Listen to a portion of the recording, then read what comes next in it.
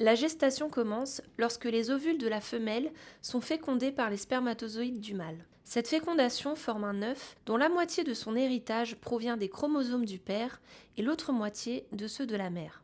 Cet œuf est la première composante d'un nouvel être vivant. Entre le 16e et le 18e jour, les embryons se fixent dans l'utérus, un processus que l'on appelle la nidation.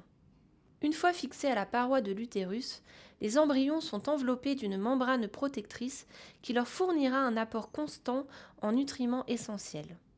Au 22e jour, le développement de l'embryon a commencé. On observe les premiers signes des pattes avant et arrière, les oreilles apparaissent aussi. L'embryon et la mère sont reliés par un cordon ombilical. Au 23e jour, on peut diagnostiquer la présence de plusieurs embryons dans l'utérus de la chatte. Chaque embryon est relié au placenta de la mère.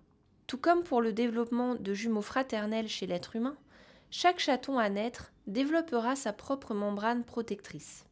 Au 32e jour, l'embryon mesure environ 2 cm de longueur et son cœur a commencé à battre. Le cœur bat à un rythme beaucoup plus rapide que celui de la mère. Ceci peut être observé à l'échographie. Les membres, quant à eux, sont bien formés. Les paupières apparaissent. Au 35e jour, tous les organes sont maintenant formés. On parle désormais de fœtus. Les narines et la bouche sont visibles. Les orteils commencent à se séparer. Au 45e jour, les premiers poils apparaissent. Le fœtus prend maintenant toute la forme d'un chaton et son développement s'accélère. Du 58e au 61e jour, le chaton est à terme. La mise bas approche.